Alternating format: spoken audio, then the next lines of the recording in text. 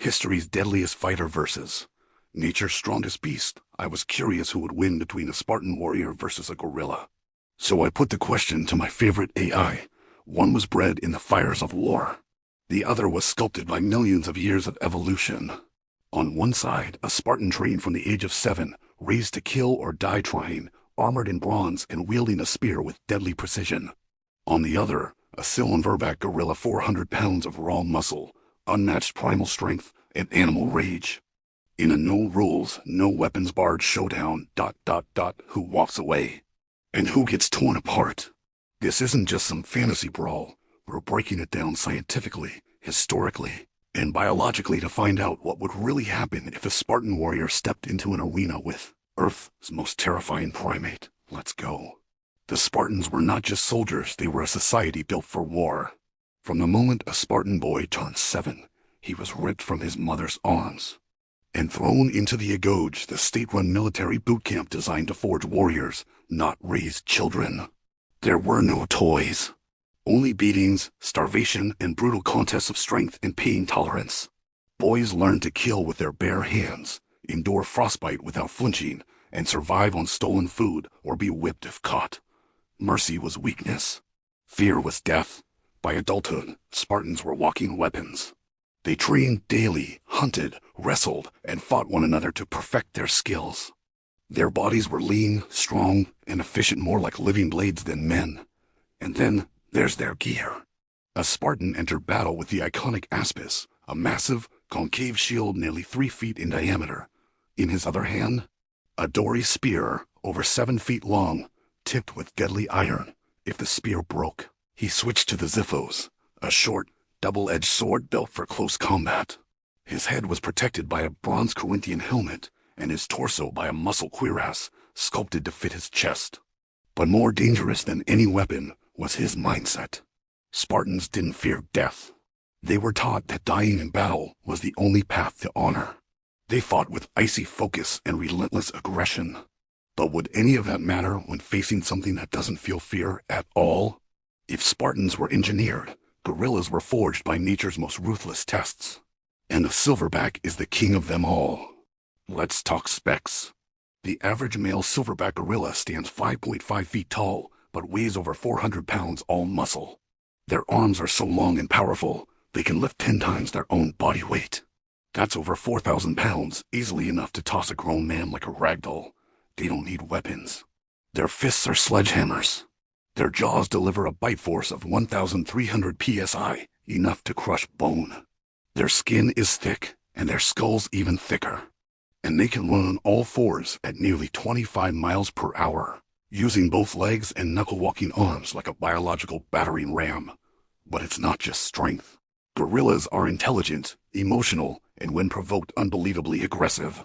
A dominant Silverback protects his troop with terrifying displays, roaring, beating his chest, tearing apart foliage to show dominance. When 2 Silverbacks fight, it's not for play. They go for the throat, the spine, the skull. Many fights end in severe injury, some end in death. So now, put that raw force in a one-on-one fight. No trees to climb. No family to protect. Just a Spartan in his bronze armor. And a Silverback that sees him as a threat. Let's set the battlefield. Not an open coliseum, not dense jungle. A forest clearing, uneven ground, scattered rocks and trees nearby. Enough space for a Spartan to move, but not so wide that distance gives him much time. This matters.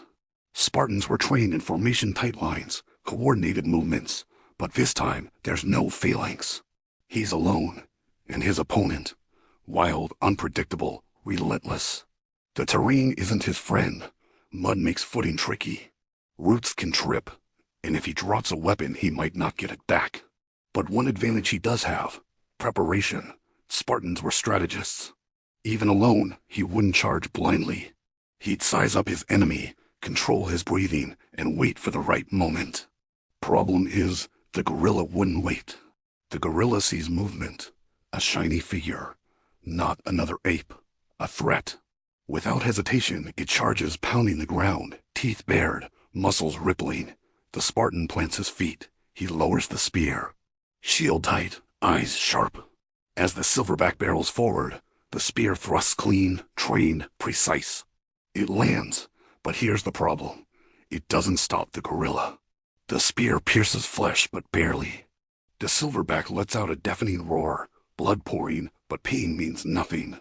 It smashes into the Spartan like a freight train. The shield cracks. The warrior is launched backward, rolling across the dirt, stunned. That moment right there, that's when most men would give up. But a Spartan doesn't.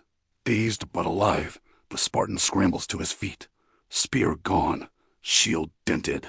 He draws the Ziphos, small and deadly. The gorilla circles, wounded but furious, blood in its fur, breathing hard, eyes locked. The fight shifts to close quarters.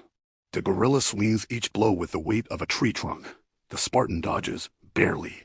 One hit grazes his armor dented, flesh bruised. Another swing slams into his chest. He's thrown again.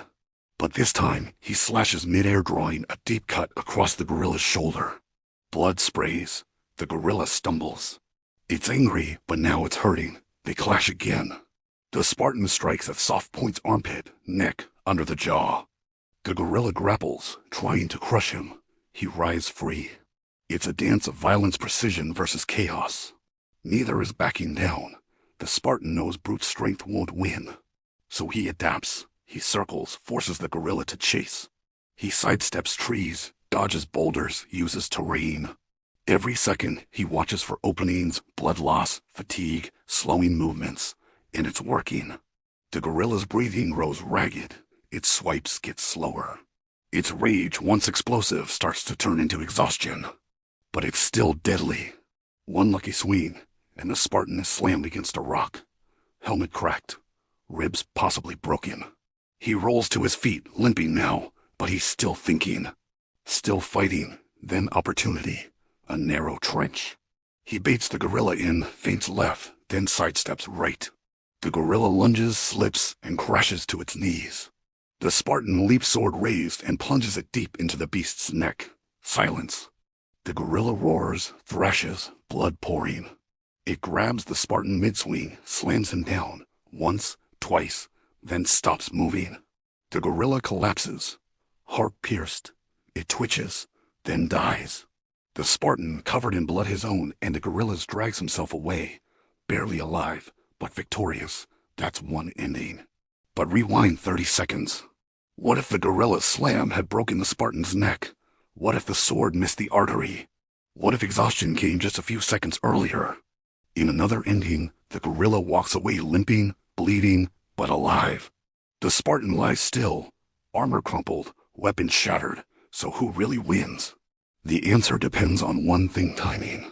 If the Spartan strikes fast, uses terrain, and stays calm under pressure, he has a chance. But if the gorilla lands just one clean hit, it could be over in seconds. It's brain versus brawn. Tactics versus terror. Ancient steel versus primal fury. One thing's certain, you'd never want to face either of them. Now tell us, who do you think wins, Spartan or gorilla? Drop your take in the comments below.